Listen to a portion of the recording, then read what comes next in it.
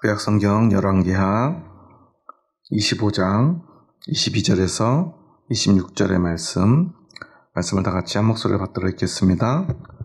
유다 땅에 머물러 있는 백성은 곧 바벨론 왕 느부갓네살이 남긴 자라. 왕이 사반의 손자 아히감의 아들 그달리아가 관할하게 하였더라.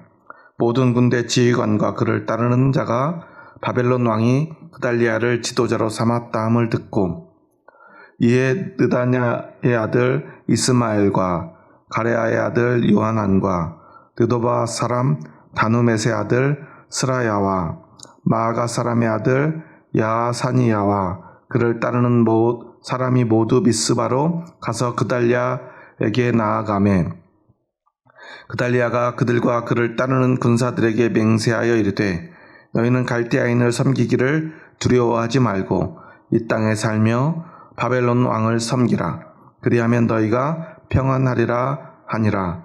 7월에 왕족 엘리사마의 손자 느다니아의 아들 이스마엘이 부하 10명을 거느리고 와서 그달리아를 쳐서 죽이고 또 그와 함께 미스바에 있는 유다 사람과 갈대아 사람을 죽인지라. 노소를 막론하고 백성과 군대 장관들이 다 일어나서 애굽으로 갔으니 이는 갈대아 사람을 두려워함이었더라. 아멘.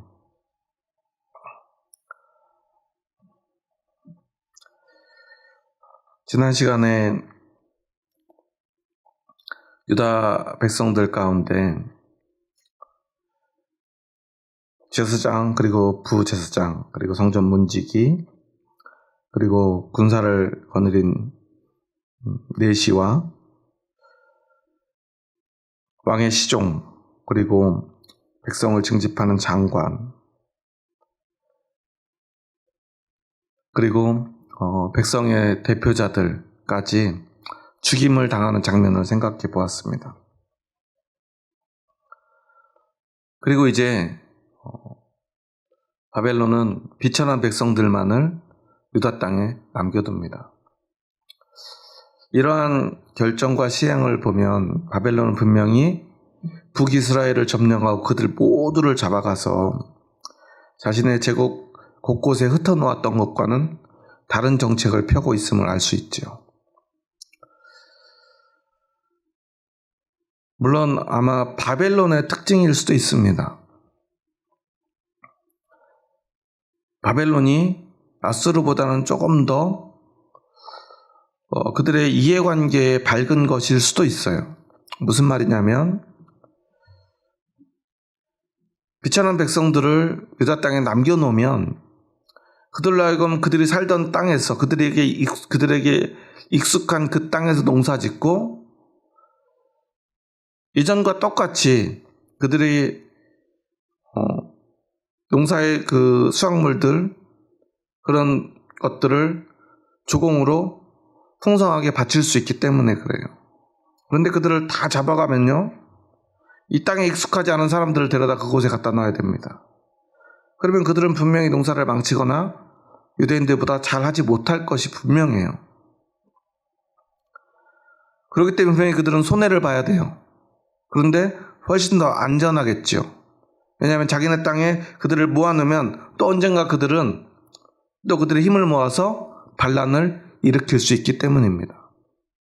하지만 바벨론은 그럼에도 불구하고 그들의 지도자급인 사람들, 문제를 일으킬 만한 사람들을 모두 죽이고 이제 그곳에서 충분히 자신들에게 복종하고 조공을 바칠 만한 백성들을 남겨둡니다. 그런데 이것을 단지 바벨론의 정책 때문만이라고 볼 수 있는가? 우리는 그 지점을 생각해 봐야 돼요. 왜냐하면 오늘 본문에 보면은 그달리아라고 하는 사람이 나옵니다. 사반의 손자이고 아히감의 아들인 그달리아가 이제 남겨진 백성들과 남유다를 관할하게 됩니다. 이 사람은 어떤 사람이냐면요. 오늘 본문에서 이 그달리아가 주장하는 내용들은 우리가 익숙한 내용이죠. 누가 주장했던 내용이냐면 예레미야가 주장했던 내용이에요. 이곳에 남아서 우리는 바벨론을 섬겨야 된다, 그 말이에요. 그런데 지금 유다는 바벨론에게 멸망당하지 않았습니까? 바벨론 때문에요, 온 백성이 수년간 굶주리며 자신의 자식을 잡아먹을 만큼 고통스러운 순간을 보냈고요. 결국 왕이 잡혀가고요, 왕이 죽임을 당했어요. 그리고 종교 지도자와 정치 지도자, 군사적인 지도자들이 전부 다 그들의 손에 죽임을 당했어요. 유력한 사람들은 다 포로로 끌려갔습니다. 바벨론은 너무나 명백하게도 이 유다의 원수 나라인 것입니다. 그런데 그 나라에 복종해야 된다, 아니 복종하자라고 주장해요. 그러면서 이 그달리아는 뭐라고 이야기를 하냐면요, 우리 한번 24절 말씀 함께 다시 한번 읽어보겠습니다. 24절입니다. 그달리아가 그들과 그를 따르는 군사들에게 맹세하여 이르되 너희는 갈대아인을 섬기기를 두려워하지 말고 이 땅에 살며 바벨론 왕을 섬기라. 그리하면 너희가 평안하리라 하니라. 예레미야가요, 왕에게 찾아와서 하나님의 말씀을 전했던 내용과 너무나 똑같아요. 백성들에게도 계속해서 예레미야는 이것이 하나님의 뜻이라고 선포했어요. 그런데 그달리아가 지금 똑같이 그 말을 합니다. 이제 이 남유다의 지도자가 되었어요. 군사를 이끌던 군대 지휘관들, 앞에서 이야기했던 이스마엘, 요하난, 그리고 스라야, 야사니아, 이 사람들이 그달리아에게 나왔을 때 그들에게 한 말이에요. 그달리아는 어떤 사람이냐면요, 예레미야의 친구입니다. 그리고 그의 아버지 아이감은 예레미야를 보호해 준 적도 있던 사람이에요. 그러니까 이 사람들의 특징은 뭐냐면 예레미야 옆에서 예레미야로부터 계속해서 하나님의 뜻을 들은 사람들이에요. 그리고 하나님의 사람 예레미야를 지켜주고 보호해주고 함께하면서 계속해서 하나님의 뜻이 무엇인가를 새겨들은 사람들. 아마 어쩌면 이 사람들도 처음에는 예레미야의 말을 듣고 그 말에 공감하지 못했을지도 몰라요. 왜냐하면 이 말의 의미가 너무나 우리를 힘들게 하기 때문이에요. 우리가 한번 이렇게 생각해 보면 이게 무슨 말인지를 알 수가 있는데요.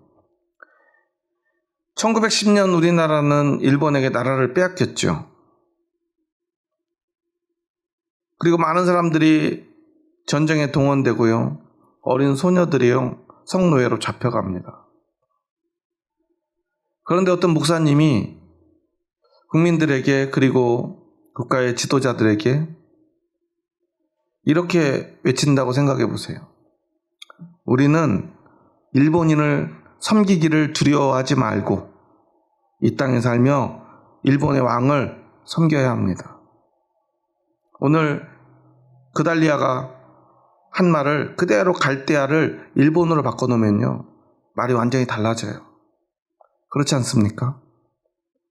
너희는 갈대아인을 섬기기를 두려워하지 말고 이 땅에 살며 바벨론 왕을 섬기라. 그리하면 너희가 평안하리라. 너희는 일본인을 섬기기를 두려워하지 말고 이 땅에 살며 일본 왕을 섬기라. 그리하면 너희가 평안하리라. 어떤 사람들의 주장이죠? 친일파들의 논리잖아요. 만약에 독립운동가들에게 이런 주장을 펼친다면 아마 열혈단들에게 죽임을 당할지도 몰라요. 그리고 실제로 이 유대인들의 열혈단과 같은 이 군대 지휘관들, 그리고 그들의 지도자였던 엘리사마의 손자, 이스마엘, 느다니아의 아들 이스마엘에게, 그리고 그를 쫓는 사람들에게 결국 그달리아는 죽임을 당하게 되죠. 어쩌면 너무나 당연한 결과처럼 보여요.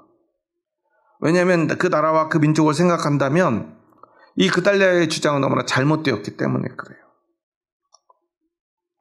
그런데 예레미야는 왜 그렇게 이야기했고, 그달리아는 이렇게 말하면 그들의 손에 죽을 수도 있다는 것을 알면서도 실제로 예레미야서에 보면요, 그달리아는 이 이스마엘이 자신을 죽이려고 한다는 사실을 알고 있었어요. 왜냐하면 그것이 민족의 배신자처럼, 민족을 배신하는 것처럼 느껴졌기 때문에 그래요. 그리고 그 사실도 그달리아는 알고 있었어요.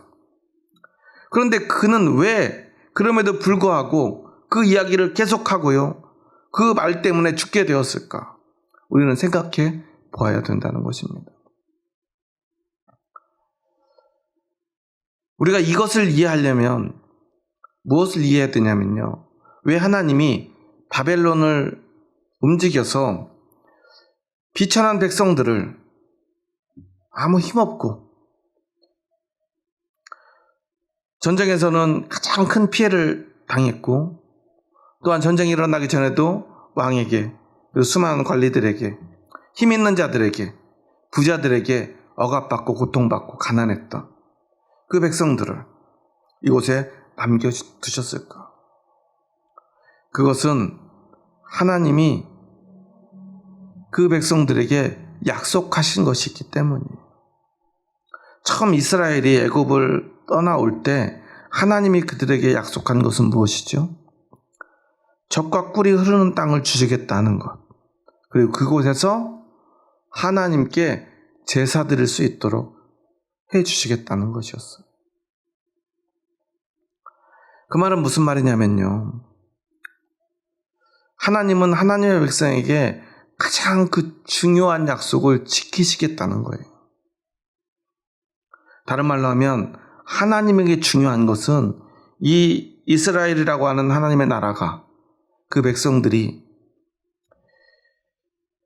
나라를 잘 다스려가지고 부자가 되고 그 나라가 힘이 생겨서 그 주변 국가들을 다 점령하고 위대한 나라와 위대한 민족이 되는 것, 그것을 바라는 것이 아니라는 사실이에요.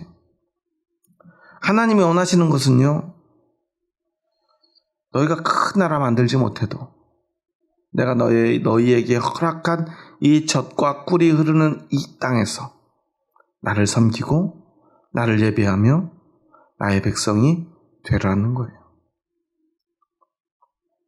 적어도 하나님이 세운 백성은 하나님을 존중하고 경외하고 사랑할 수 있는가? 그리고 그것이면 충분하다는 거예요. 그러면 내가 너희를 지켜주시되 끝까지 지켜주시겠다고. 내가 너희를 지켜주겠다고 하나님은 약속하셨어요. 그런데도 그 왕은, 그들의 백성은 그 약속을 지키지 않았죠. 자신의 욕심을 채우려고는 하지만 하나님과의 약속은 지키려고 하지 않아요. 왕들이요, 백성의 눈치를 보거나 아니면 백성들을 위해서 어떤 정책을 펼칩니다. 그것은 늘 백성의 이익과 또는 자신의 이익과 관련된 것들이었어요. 솔로몬조차도요, 그 국력이 강성해가지고 주변 땅들을 많이 더 차지하고요, 그 어느 때보다 풍요로운 삶을 살았어요. 왕만 풍요로운 것이 아니라 온 백성이 부자가 되었어요. 하지만 그것을 위해서 왕은 이방의 공주들을 데리고 오고요, 그 공주들은요, 이 땅에 수많은 우상들을 가지고 옵니다.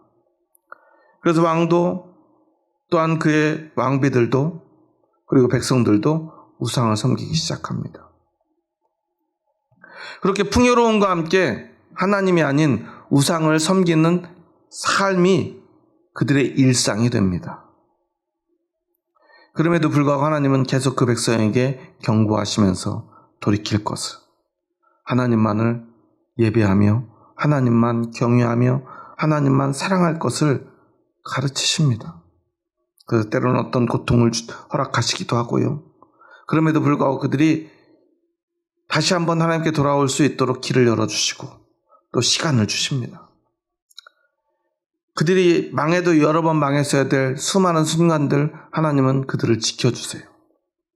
왜냐하면 그 백성이 하나님만 예배하고 사랑하길 바라시는 것, 그것이 하나님이 원하시는 것이기 때문이에요.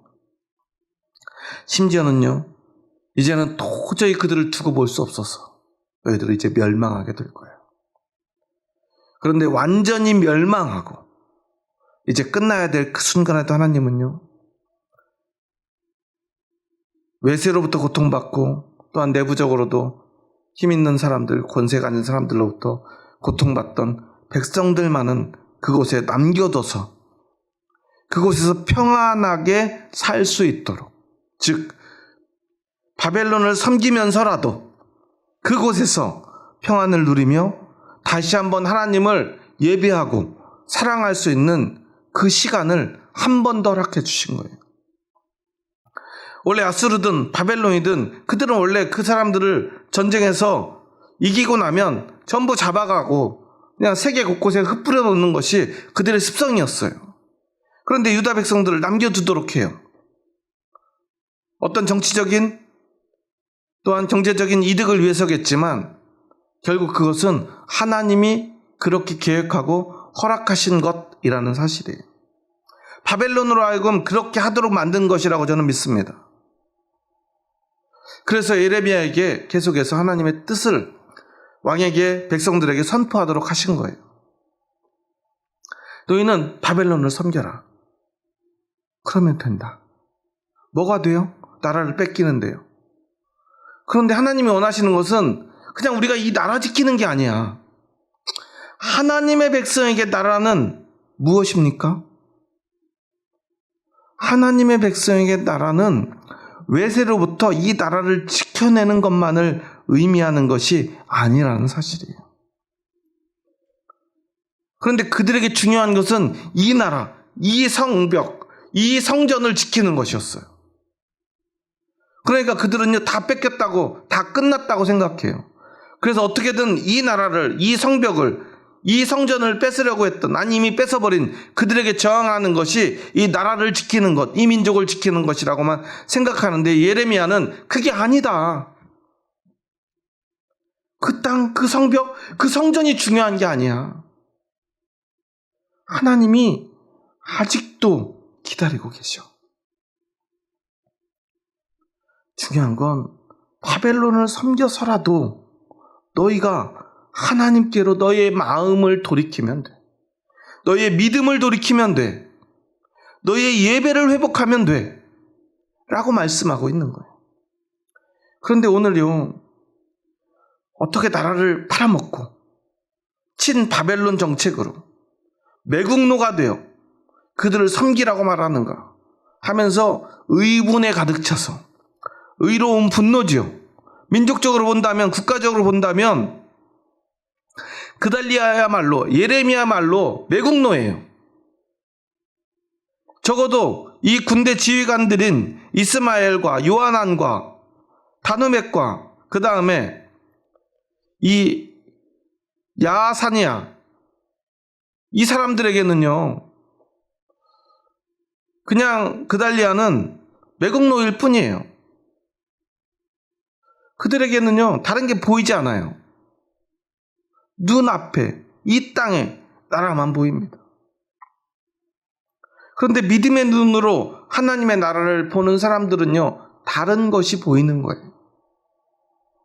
진짜 하나님의 나라가. 그래서 그달리아는요, 그들에게 죽임을 당할 때까지도요,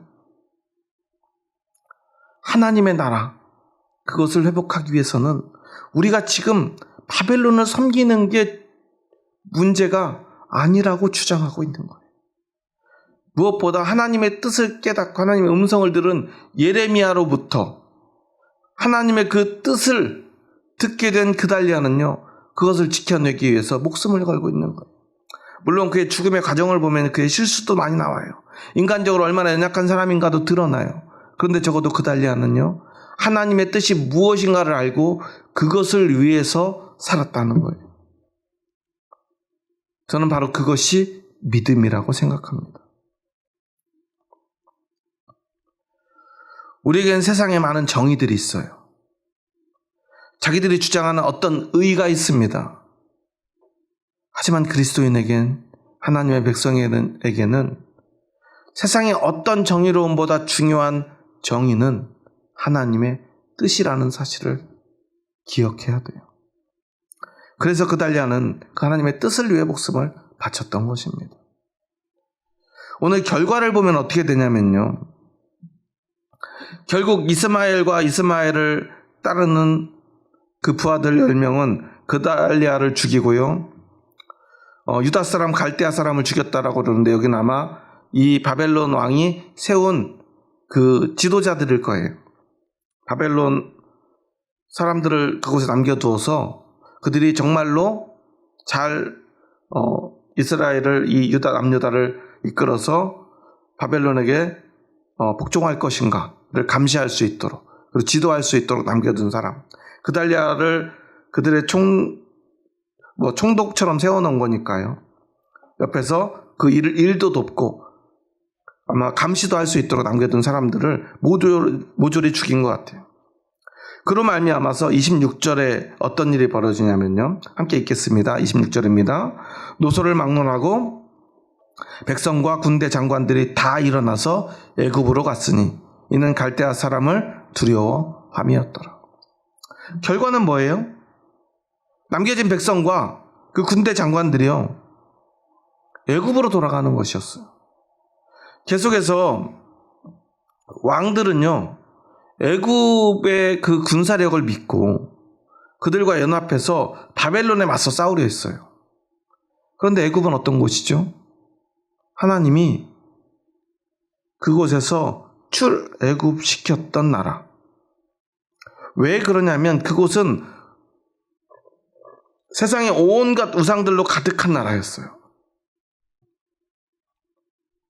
그들이 애굽에 있으면서 할 수 있는 것은 우상을 섬기는 일밖에 없었어요. 하나님이 그들을 출애굽시킨 이유가 더 이상 우상을 섬기지 말고 하나님만을 섬기라는 것이었어요.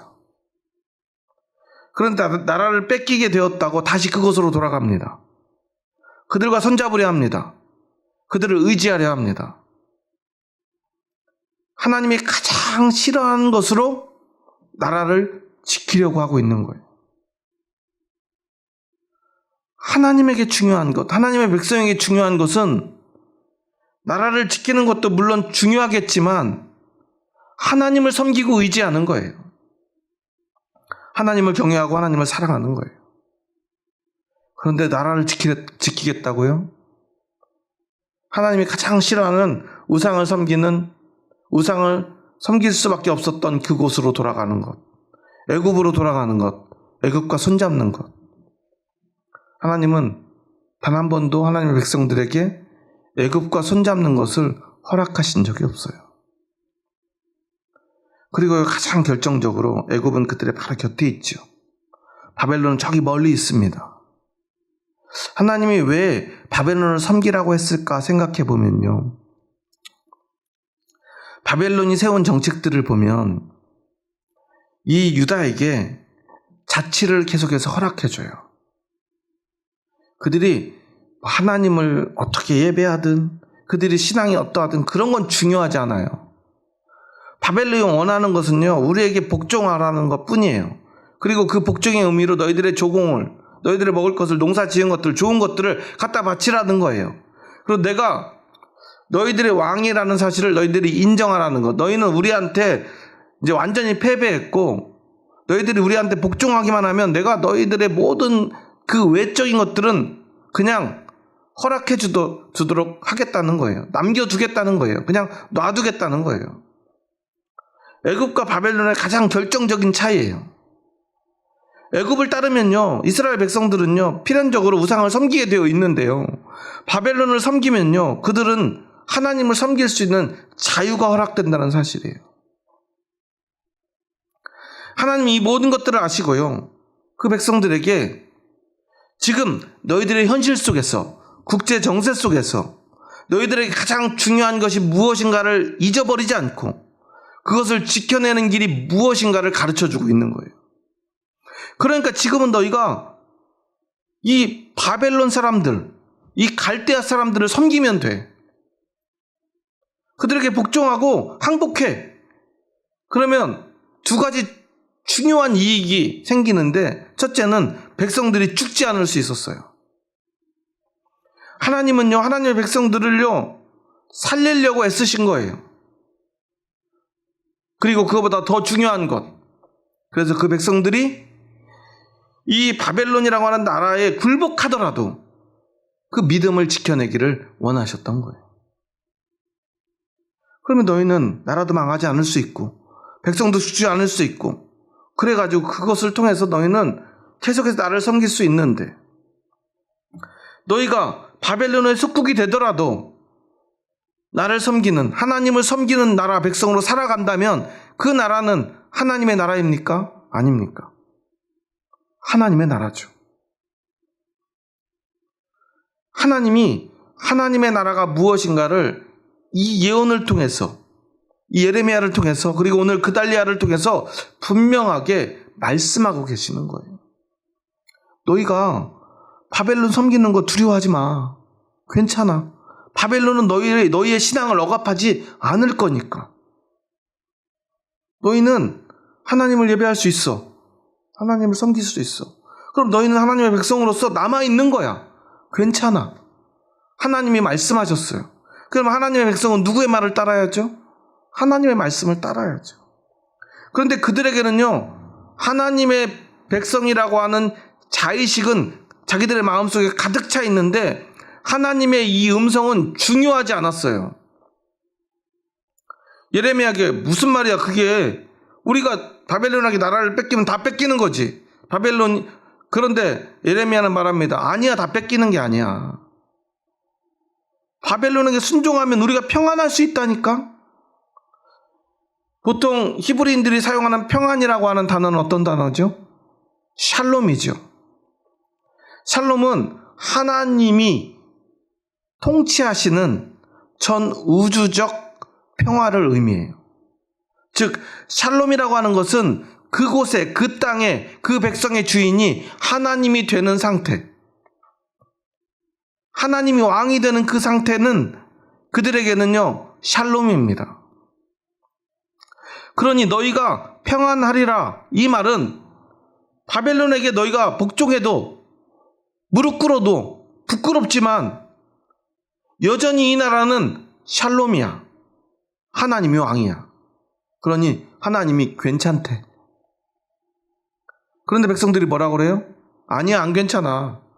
나라를 뺏기면 다 뺏기는 거야. 그럼 우리는 하나님이 우리의 왕인 것보다 이 나라 지키는 게 더 중요해. 그러니까 우리는 애굽하고 손 잡아서라도 그들의 우상을 섬겨서라도 이 나라를, 이 땅을, 이 백성을 지켜낼 거야 라고 주장하는 것과 같은 거예요. 그래서 예레미야는요 목숨을 걸고 하나님의 뜻을 선포하고 또 선포했던 것이고, 오늘 그달리아는 그 말씀을 듣고요 그 하나님의 뜻을, 하나님의 그 평화를 지켜내기 위해서 목숨을 걸었던 것입니다. 오늘 그리스도인은 하나님 나라의 백성으로서 어떤 나라를 지켜내는 사람인가를 잊지 말아야 돼요. 오늘 우리도 마찬가지입니다. 저는 이번 대선을 보면서, 그리고 이 전 몇 년에 걸친 그 정치에 휘말린 교회들을 보면서요 그런 걸 느껴요. 그 수많은 교회들이요, 대형 교회들이 어떤 정치 세력과 손잡거나 아니면 스스로 어떤 정치 세력이 되려는 이유는 너무나 분명해요. 우리의 교회를 지켜내기 위해서. 그들이 말하는 지켜내기 위한 그 교회는 어떤 거죠? 바로 오늘 그달리아를 죽였던 이스마엘의 생각과 같이 우리를 보호해줄 이 땅, 이 성, 이 성전이에요.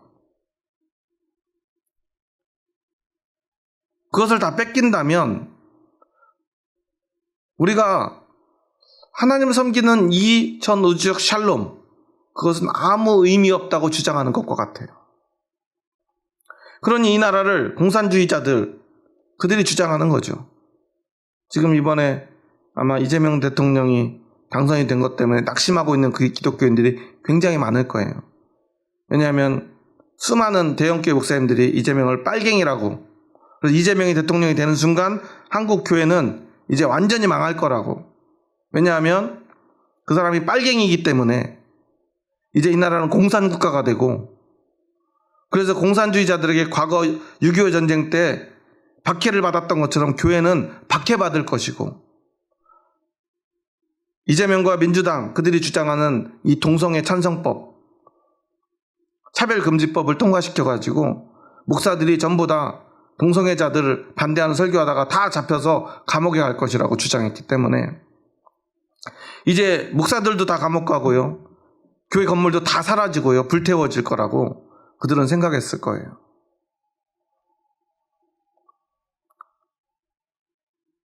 그런데 이재명이 기자회견을 어디서 했죠? 대통령이 되기 전에 그가 기자회견을 교회에서 했죠. 자신이 왜 정치를 시작하게 되었는가. 교회에서 기도하다가 정치를 해야 되겠다 마음 먹었다고 하잖아요. 성남 시민교회인가요? 기독교 장로교, 즉 조금은 진보적인 교회이긴 하지만요. 교회에서 이 나라를 위해서 백성들, 국민들을 위해서 자신이 무엇을 할 수 있을까? 처음 먹었던 그 마음을 잃지 않기 위해서 교회에서 기자회견을 하는 모습을 보았는데요. 그런 사람이 과연 교회를 다 불태울까요? 이 나라를 북한에 갖다 바치고 이 나라를 공산주의 국가로 만들까요? 그냥 쉽사리 동성애 주의자들에게 교회를 다 망치도록 내버려 둘까요? 동성애자들의 자유가 있다면 교회 자유도 있잖아요. 자유를 중요하게 여기고요. 사람의 가치와 한 사람을, 한 국민을 소중히 여기는 사람이 그런 일을 벌일까요? 저는 그러지 않을 거라고 믿어요.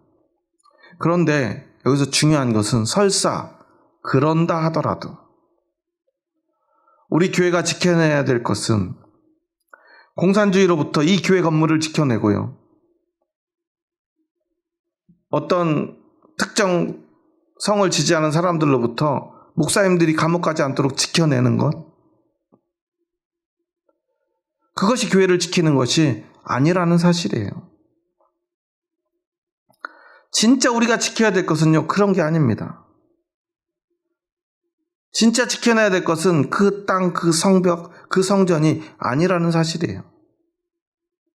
우리가 목숨을 바쳐서 지켜내야 될 것은 어떠한 상황, 어떠한 순간에도, 어떠한 정치적 상황, 역사적 상황, 어떤 위협 앞에서라도 내가 하나님을 섬길 그 길을 찾아가는 것, 하나님을 섬기는 그 믿음, 그 마음, 그 사랑을 회복하는 것, 그것이 진짜 평화입니다.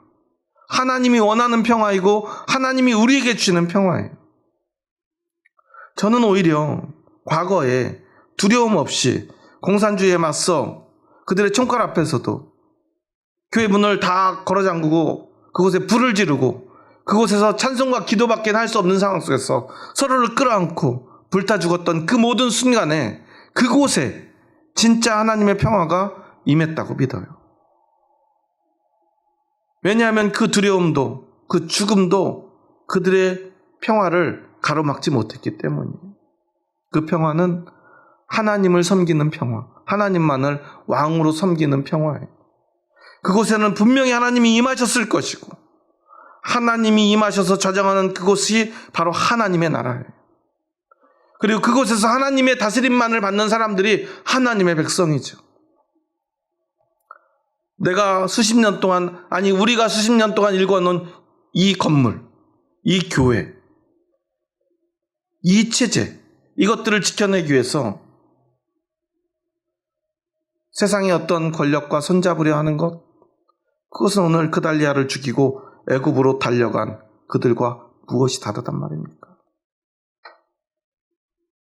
우리는 어떤 순간에라도 하나님만을 섬기고 하나님만을 의지하는 하나님의 백성이라는 사실을 기억할 때 우리는 오늘 나의 선택이 어떠해야 되는지 알 수 있을 거라고 저는 믿습니다. 단순 비교, 그것이 눈에 보이는 어떤 결과가 믿음이 아니라는 사실을 우리는 기억해야 돼요. 외적으로 보면 그달리아야말로 유다를 바벨론에 팔아먹는 매국노와 같죠. 하지만 이 그달리아의 선택이야말로 진짜 하나님의 백성으로서 올바른 선택이었다는 사실, 진짜 믿음이었다는 사실을 우리는 기억해야 돼요. 그러기에 오늘 우리는 진짜 믿음이 무엇인가를 다시 생각해야 돼요.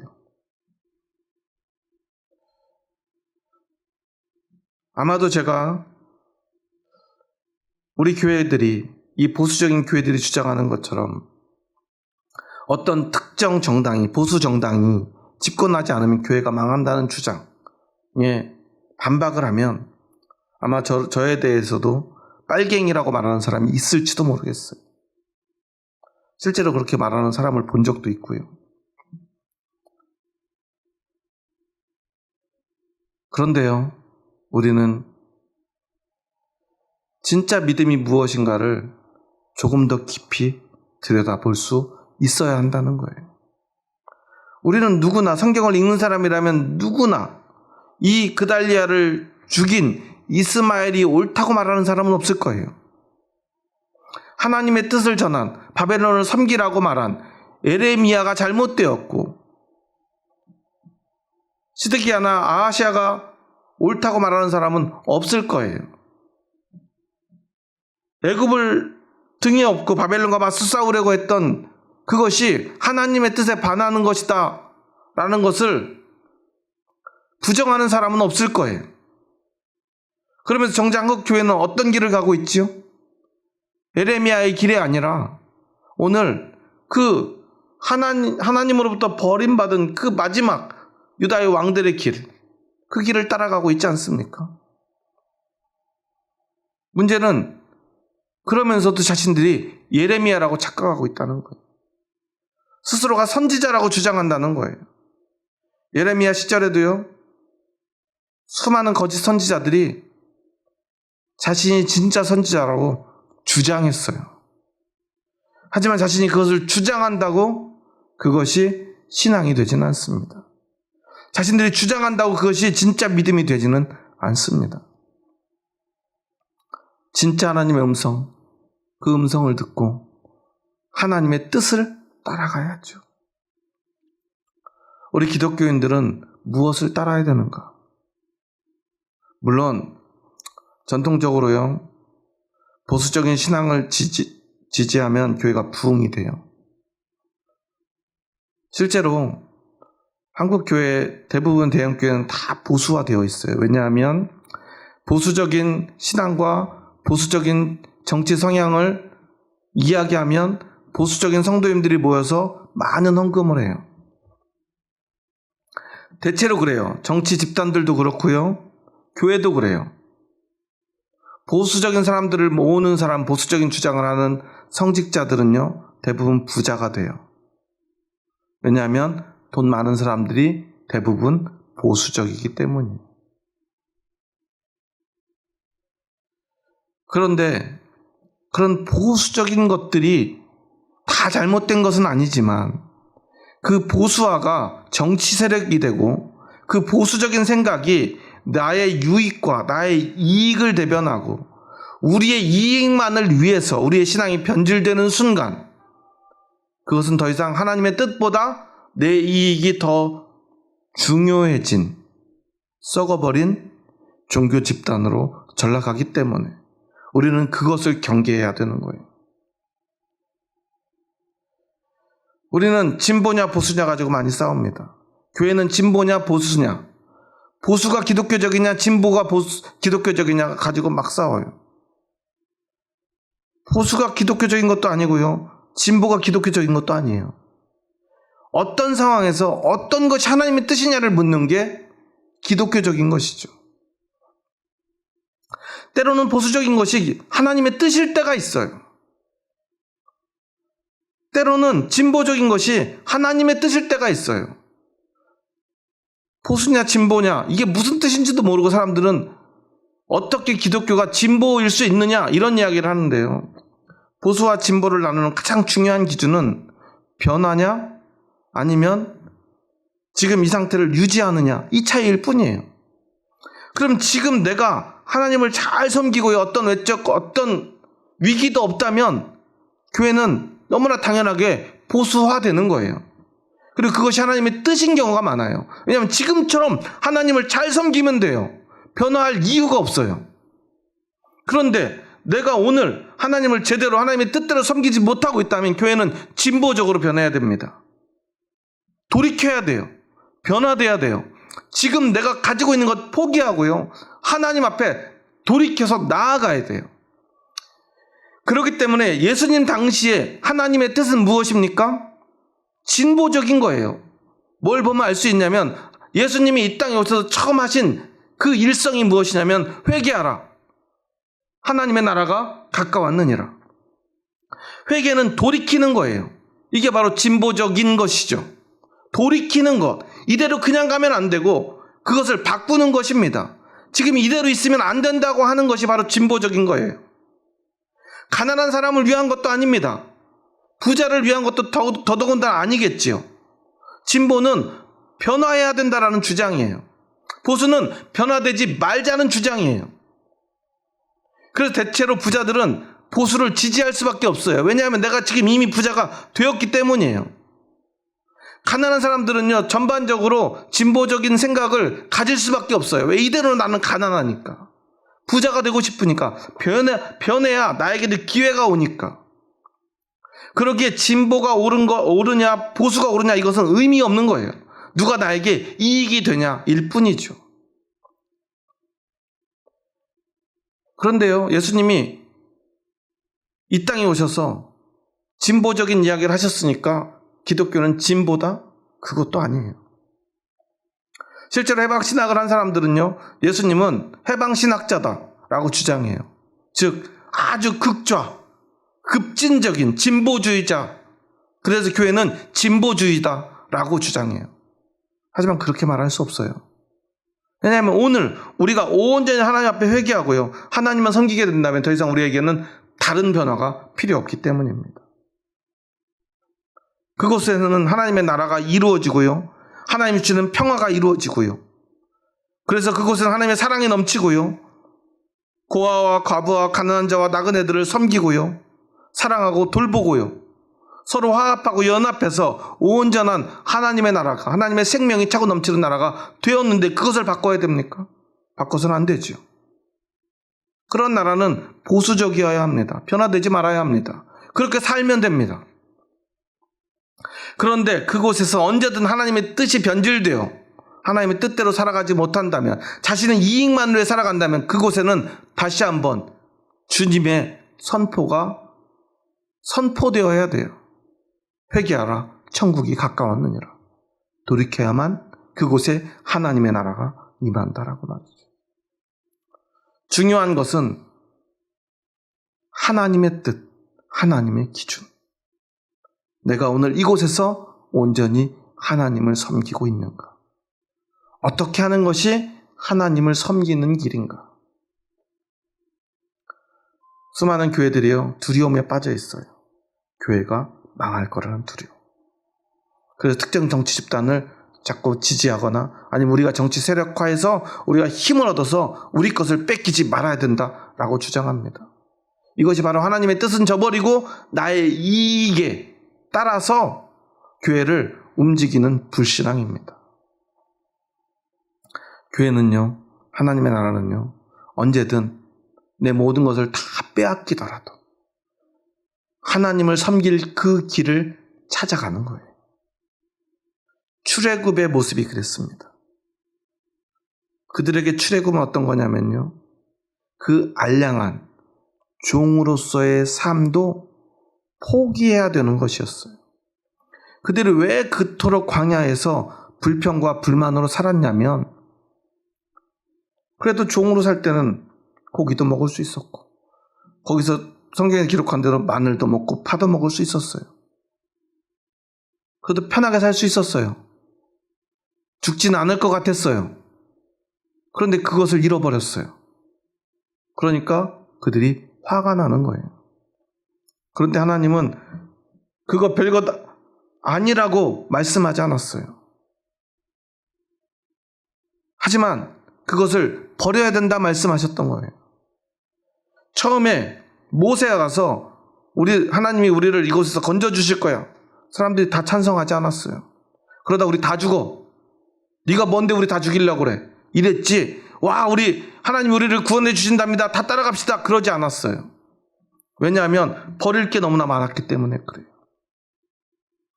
사람들은요, 본래부터 보수적이에요.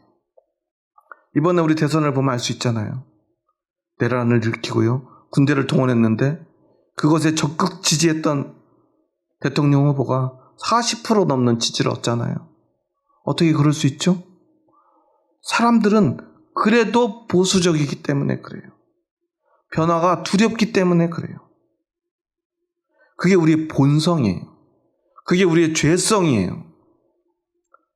그런데 신앙은 어떻습니까?